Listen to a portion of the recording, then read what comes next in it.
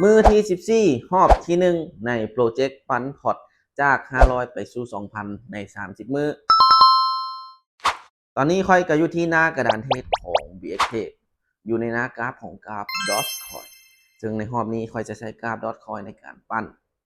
ซึ่งตอนนี้ตลาดกำลังเป็นแนวโน้มของขาขึ้นงามๆเลยตอนนี้ตามโซนละเดี๋ยวจะตามแหงซื้อไปก่อนไม่นี้จัดไปที่ออเดอร์บายเดี๋ยวจะตามซื้อไปก่อน1ออเดอร์แต่ว่าตอนนี้มันต่ำฐานที่เป็นฐานแนวต้านพอดีเลยมาเบิ่งกันว่าแหงซื้อจะสามารถขึ้นไปต่อได้หรือบ่หรือจะกลับตัวแล้วมาเบิ่งกันว่าออเดอร์แรกเขาจะวินได้บ่ขึ้นไปลูกขึ้นไปอีกได้บ่ขึ้นไปขึ้นไปขึ้นไปโอ้บ่ฮอดซ้ำพอดีมาเข้าถึกจังหวะติดโซนพอดีติดโซนแนวต้านพอดีเป๊ะเลยมีแห้งขายผลักดันราคาลงมาอาจจะมีคนตั้งขายในจุดนี้มาไม่นิพาดค่อยจะคูณเงินมาเป็น15นี่มันพยายามขึ้นไปอีกรอบนึงมานี้ค่อยจะตามแหงซื้อขึ้นไปอีกรอบนึงเนาะจัดไปที่ออเดอร์บายอีกรอบนึงถ้าว่าออเดอร์นี้บ่สามารถขึ้นได้เดี๋ยวออเดอร์ต่อไปค่อยจะเกี่ยมเซลล์เลยถ้ามันสามารถทะลุฐานนี้ไปได้โซนต่อไปก็คือจะเป็นด้านเทิงพี่เลยมีโอกาสผลักดันราคาขึ้นมาเทิงพี่มาเบิ่งกันก่อนว่าออเดอร์ที่2ของค่อยจะสามารถปิดเป็นออเดอร์บายได้หรือบ่เบรกไว้ลูกเบรกไว้ห้าสี่สาม2 1สวยงามตัวปิดได้เมื่อวินแล้วจะกลับมาเดิน10เหรียญคือเก่าตอนนี้ติดโซนอยู่ตอนนี้กำลังทะลุโซนขึ้นไปแล้วทะลุฐานแนวต้านขึ้นไปแล้วประมาณนี้โอเคตอนนี้ติดไซเทียนตัวเก่ามานี้จัดไปที่ออเดอร์บายอีกรอบนึงซื้อขึ้นไปอีกรอบนึงตามซื้อขึ้นไปเลยโอ้อ๋อดีลงวิสุดท้ายแต่ว่าก็ยังเป็นแท่งซื้ออยู่ยังมีโอกาสขึ้นไปต่อมีโอกาสขึ้นไปปิด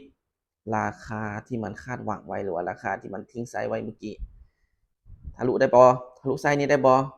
คันทะลุไซนี้ไปได้ก็ถือว่าปลอดภัยแล้วขึ้นไปลูกขึ้นไปดันขึ้นไปน้อยนึงบดันขึ้นไปกันนิ่งๆเด้อโอเคสวยงามวินงามๆออเดอร์นี้โอเคเมื่อวินแล้วจะกลับมาเดิน10เหรียญคือเก่าตอนนี้ทะลุโซนฐานแนวต้านตัวนี้ไปแล้วยังฐานต่อไปก็คือด้านเทิงที่เลยจุดที่ค่อยหมายไว้เมื่อกี้นี่ประมาณนี้มาเบิ่งที่ออเดอร์นี้ย่อเอาไส้ได้บ่ย่อเอาไส้ได้บ่ย่อลงมาอีกมาจัดไปที่ออเดอร์บายอีกรอบนึงย่อลงมาอีกหน่อยนึงอีกหน่อยนึงโอเคประมาณนี้มีโอกาสขึ้นต่อได้อยู่อู้ยังขายขัวลงมาหลายแท้ลงมาหลายแท้ลูกขึ้นไปดันขึ้นไปดันขึ้นไปน่าจะลงมาพักตัวก่อนที่จะขึ้นไปต่อคือลงยาวแท้ลงยาวแท้ลูกโอ้อโถกลืนกิน5แท่งเลยโอเคไม่นี่ถือว่าพลาดไปเมื่อพลาดแล้วจะเดินมาเป็นจะคูณเงินมาเป็น15เหรียญเอาเบอร์ที่ออเดอร์นี้เลยน่าจะเป็นแท่งพักตัวลงมาหาฐานเก่าเมื่อกี้เป๊ะเลยลงมาหาจุดเริ่มต้นของ5แท่งโอ้มันจิโบแมนพักตัวแล้วมันน่าจะกลับตัวแล้วมานี้ค่อยจะจัดไปที่ออเดอร์เซลล์รอบนึงออเดอร์เซลล์รอบนึงน่าจะลงมาสร้างโลก่อนที่จะขึ้นเป็นเทรนขาขึ้นเนาะมันน่าจะลงมาสร้างโลก่อนจากสเต็ปมันน่าจะเป็นแบบนี้ประมาณนี้แล้วจึงขึ้นไปนี่จะเป็นเทรนขาขึ้นที่แข็งแรงโอ้ก็ขึ้นไปก่อนแล้วลูกลงมาก่อนไปตามแผนก่อนลงมาลูกลงมาได้บ่ลงมาน้อยเดียวโอ้บอครับ คือลงมาสร้างฐานน้อยแท้2แท่งทัด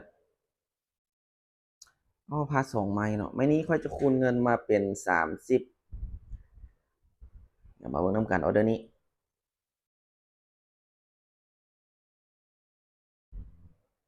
น่าจะสร้างฐานน้อย2แท่งเลยเนาะมาไม้นี้จัดไปที่ออเดอร์บายจัดไปที่ออเดอร์บาย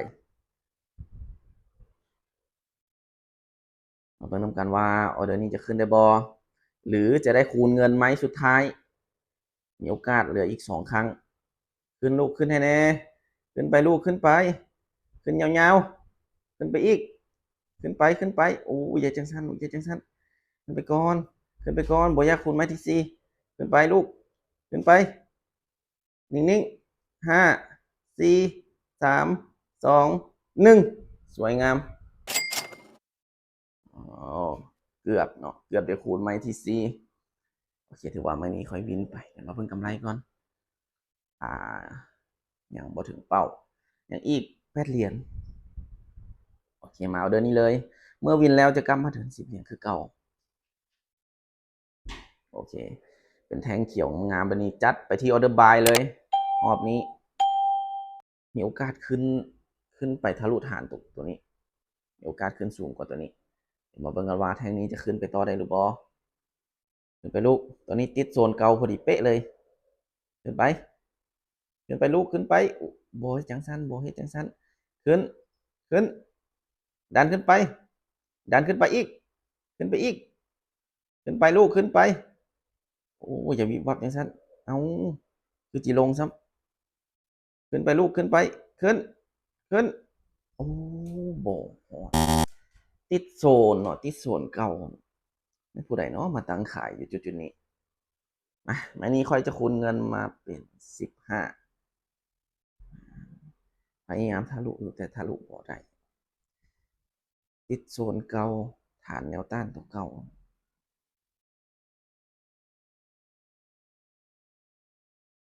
เป็นแท่งน้อยๆแบบนี้มานี้จัดที่ออเดอร์บ่ายอีกรอบหนึ่งซื้อไปอีกรอบหนึ่งไปลุกขึ้นไปโอ้ไม่เหมือนคูณเงินละนึกว่าลืมคูณเงินอันนี้คูณเป็น15